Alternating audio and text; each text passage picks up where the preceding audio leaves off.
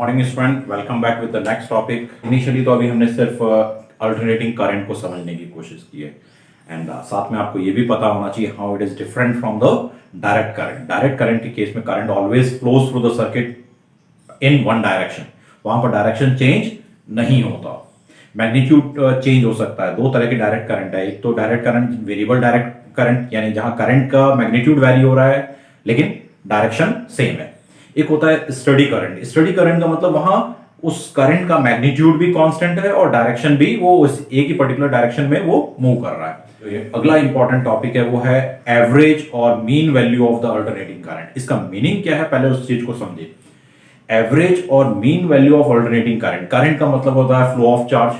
तो यहां पर एवरेज और mean value of alternating current का मतलब है एक पर्टिकुलर साइकिल के अंदर या एक गिवन टाइम के अंदर कितना चार्ज किसी गिवन कंडक्टर से वो पास हो रहा है।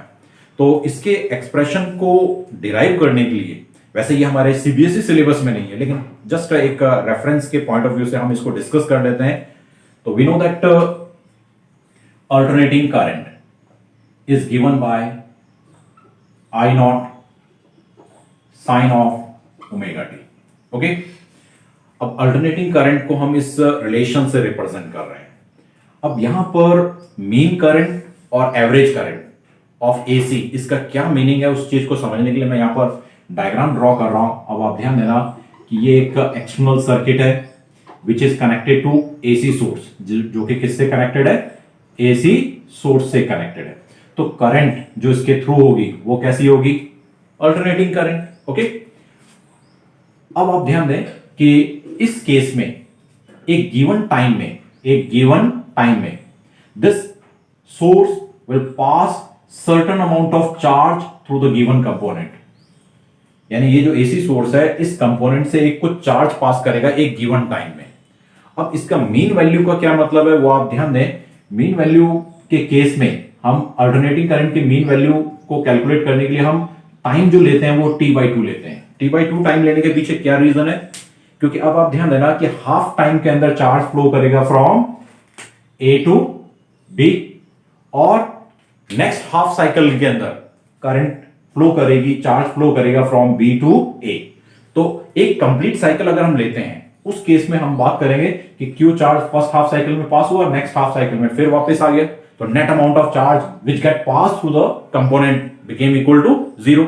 मीन वैल्यू क्या आ जाएगी, 0। अगर हमें उसके मीन वैल्यू को चेक करना ही है then we have to consider only half cycle. Half cycle में हम चेक करेंगे कितना चार्ज पास हो रहा है। अब आप एक और मैं यहां पर सर्किट ड्रॉ कर रहा हूं। इस सर्किट में आप ध्यान देना, सेम सर्किट है लेकिन ये किससे कनेक्टेड है, it is connected to a DC source. It is connected to a DC source. Okay, in case of DC source we know that current always flows through the circuit in same direction. Current का direction हमेशा A से B की तरफ रहेगा। Okay, अब आप ध्यान देना कि इस डीसी करंट के कारण भी क्या होगा, चार्ज पास होगा इससे from A to B and we have to find the amount of charge passed through the circuit in t/2 time. Okay? मैं इस करंट को मार्क कर रहा हूं IM, ठीक है ना। Mean current of this AC cycle, mean current of this AC cycle is that amount of DC current which passes same amount of charge through the same circuit in same time as passed by alternating current through similar circuit in same time। तो आप ध्यान देना कि इस, फिर से एक बार समझें इसको कि ये जो अल्टरनेटिंग करंट है ये क्यों चार्ज पास कर रहा है, कितने टाइम में, t/2 टाइम में। और ये डीसी करंट है और ये भी t/2 टाइम में कितना चार्ज पास कर रहा है, क्यों। तो इसी डीसी करंट को हम क्या नाम दे देंगे, mean value of alternating current या average value of alternating current. अब ध्यान दें, as we know that I is equal to I not sine of omega t. We know that I is equal to dq by dt and it is equal to I not sine of omega t. इसके according हम लिख सकते हैं कि dq is equal to I not sine of omega t dt। Okay, अब आप ध्यान दें कि अगर हम चार्ज कैलकुलेट करें फॉर हाफ साइकिल, तो हमें इसको इंटीग्रेट करना पड़ेगा। तो अगर हम इसको इंटीग्रेट करें with proper limits 0 to t/2, तो t/2 टाइम में टोटल कितना चार्ज पास हो रहा है, q। On taking integration we can write it as integration of I0 sine of omega t dt with limit 0 to t/2। Okay, इसमें जो भी term constant है उसको बाहर ले लेते हैं। I0 कांस्टेंट है, minus of cos of omega t upon omega with limits 0 to t/2। Okay, ये ओमेगा को हम बाहर लिख सकते हैं, तो we can write it as I0 by omega. अब अपर लिमिट वैल्यू यानी कि minus of cos of omega, जो कि किसके इक्वल होता है 2π/t into t which is equal to t/2, ये होगी अपर लिमिट वैल्यू। उसमें से माइनस करेंगे lower limit value. Lower limit value का मतलब ये वैल्यू यहां रख दें, तो उसमें से माइनस करेंगे, माइनस साइन, तो ये एक माइनस साइन और आएगा, तो minus of minus cos of omega into 0, minus minus ये कितना हो जाएगा प्लस। ओके, यहां पर इसको अगर हम सिंप्लीफाई करें तो ये आ जाएगा cos of pi. Cos of 0 is 1, cos of 90 is 0, cos of pi यानी 180 इज -1, तो इसकी वैल्यू आएगी -1 माइनस माइनस प्लस आ जाएगा। तो एक तरह से हम लिख सकते हैं एज +1, और कॉस ऑफ 0 इज ऑल्सो 1, एक तरह से ये आ गया 2। तो हम बोल सकते हैं कि टोटल अमाउंट ऑफ चार्ज जो इस AC से पास हो रहा है in t/2 time is equal to 2 times of I0 by omega. हम ओमेगा को चेंज भी कर सकते हैं। We know that omega is 2π/t। तो जैसा कि हमने देखा, this amount of charge is pass by the alternating current in half cycle. अब चेक करते हैं कि ये जो करंट है हाफ साइकिल में कितना चार्ज पास करेगा, तो इसको भी चेक कर लेते हैं। अब आप ध्यान देना, we know that Q is equal to, अगर वैसे सिंपल कॉन्सेप्ट देखें तो I is equal to, in case of constant current, तो कांस्टेंट करंट के केस में हम क्या लिख सकते हैं, I is equal to Q/T। Okay, तो Q is equal to I into T। यहां करंट कितना है, current is equal to IM। कितने टाइम के लिए कितने टाइम में हम चार्ज को फाइंड आउट करना चाह रहे हैं, t/2 टाइम। ओके, तो इसके according Q is equal to IM into T/2। Okay, ये जो चार्ज है और ये जो चार्ज है, दोनों चार्ज क्या है, सेम है। तो अगर हम दोनों को इक्वेट कर दें, दोनों को अगर हम इक्वेट कर देते हैं तो देखो हमें क्या मिलेगा, as we equate we can write IM into T/2 is equal to 2I0 by omega, and this omega is equal to 2π/t, जो t ऊपर आ जाएगा। इस t से ये t कैंसिल हो रहा है, इस 2 से ये 2 भी कैंसिल हो रहा है, और ये 2 इधर अगर जाता है तो IM is equal to 2I0 by pi. Okay, तो this will be the mean value of alternating current. तो ये वैसे इंपॉर्टेंट नहीं है सीबीएसई पॉइंट ऑफ व्यू से, लेकिन फिर भी हमें पता होना चाहिए कि mean value of alternating current और average value of alternating current is 2I0 by pi, where I0 is the peak value of alternating current. I0 is peak value of alternating current. यहीं पर आप ध्यान दें कि अगर alternating EMF, if it is given by E0 sin of omega t, तो इसका जो mean value होगा that will be given by 2 times of E0 by pi। जिस तरह से हमने ये रिलेशन डिस्क्राइब किया उसी तरह से हम इस रिलेशन को भी ऑब्टेन कर सकते हैं। और जो इसका अगला टॉपिक हम लेने वाले हैं, RMS value of alternating current, जो कि काफी इंपॉर्टेंट टॉपिक है सीबीएसई के पॉइंट ऑफ व्यू से भी और क्वेश्चंस के पॉइंट ऑफ व्यू से भी, और आगे के टॉपिक को कैरी करने के पॉइंट ऑफ व्यू से भी काफी इंपॉर्टेंट है। तो ध्यान से उसको समझने का प्रयास करें। जैसा अभी हमने डिस्कस किया मीन वैल्यू और एवरेज वैल्यू ऑफ एसी, उसी तरह से आरएमएस वैल्यू को भी हम डिफाइन कर सकते हैं। अब ध्यान देना, मैं एक सर्किट ड्रॉ कर रहा हूं। ये एक सर्किट है which is connected to AC source, जो कि किससे कनेक्टेड है, अल्टरनेटिंग करंट के सोर्स से कनेक्टेड है, और इस सर्किट का रेजिस्टेंस कितना है, R। तो इसमें जो करंट होगी वो करंट कौन सी होगी, अल्टरनेटिंग करंट। ओके, अगर मैं यहां पर डीसी सोर्स, उसी सर्किट को एक डीसी सोर्स से कनेक्ट करूं तो जो सर्किट में करंट होगी वो करंट कैसी होगी, डीसी करंट होगी, ओके, डायरेक्ट करंट होगी। अब आप ध्यान देना कि मीन वैल्यू, एवरेज वैल्यू को डिफाइन करने के लिए हमने चार्ज के कॉन्सेप्ट को यूज किया कि how much amount of charge get pass through the circuit in half cycle, okay. और आरएमएस वैल्यू के लिए हम कंप्लीट साइकिल लेंगे और वहां पर चार्ज के कॉन्सेप्ट की जगह पर हम हीट के कॉन्सेप्ट को यूज करेंगे। अब आप ध्यान देना कि when alternating current is pass through this circuit, it produces heat. Now let us consider that the amount of heat produced by alternating current in the given circuit in t time is equal to h. Okay? यहां पर फिर से समझने की कोशिश करें। अब ये मान लेते हैं कि I म्यू वो एक डीसी करंट है जो उसी सर्किट से उतनी ही हीट प्रोड्यूस कर रहा है उतने ही टाइम में। तो इसी डीसी करंट को हम क्या नाम दे देंगे, आरएमएस वैल्यू। तो उम्मीद करता हूं कि ये जो बहुत सिंपल तरीके से मैंने आपको समझाने की कोशिश की वो आपको समझ में आ गया होगा ना। RMS value of alternating current is that DC current which produces same amount of heat through the same circuit in same time as produced by alternating current। तो डेफिनेशन बहुत आसान है, कॉन्सेप्ट को समझ लेंगे तो हम इजीली उस डेफिनेशन को लिख सकते हैं। अब इसका जो समझा है उसी के अकॉर्डिंग देखते हैं। We know that alternating current is given by I not sine of omega t, okay. Heat का कॉन्सेप्ट क्या है, amount of heat produced is equal to I square R into t. जहां कांस्टेंट करंट है वहां तो हम इस फॉर्मूले को यूज कर सकते हैं, जहां करंट वेरी कर रही है वहां हम क्या लेंगे, dt, और amount of heat produced is dh। तो इस फॉर्मूले को हम यूज करेंगे। dh भी लिख सकते हैं, q भी लिख सकते हैं, अलग अलग बुक्स में अलग अलग सिंबल दिए हुए हैं। तो अब आप ध्यान दें कि amount of heat produced by this alternating current is given bye I square, resistance of the circuit is R, and this is the amount of heat in dt time। लेकिन हमें फाइंड आउट करना है total amount of heat produced in t time. तो इसको integrate कर देते हैं।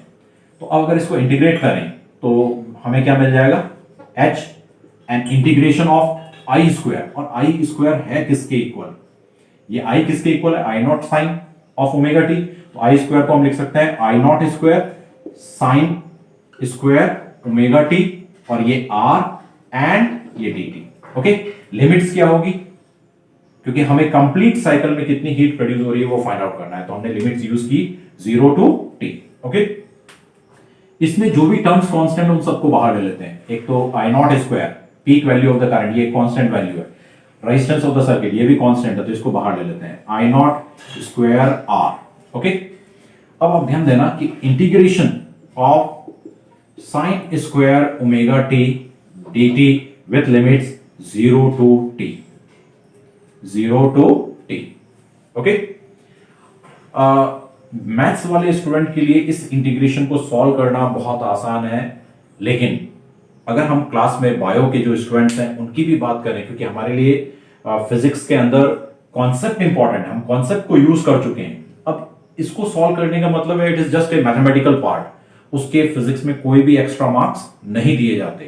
तो मैं इस टॉपिक को आगे बायो वाले स्टूडेंट के पॉइंट ऑफ व्यू से बताने की कोशिश करूंगा, ओके।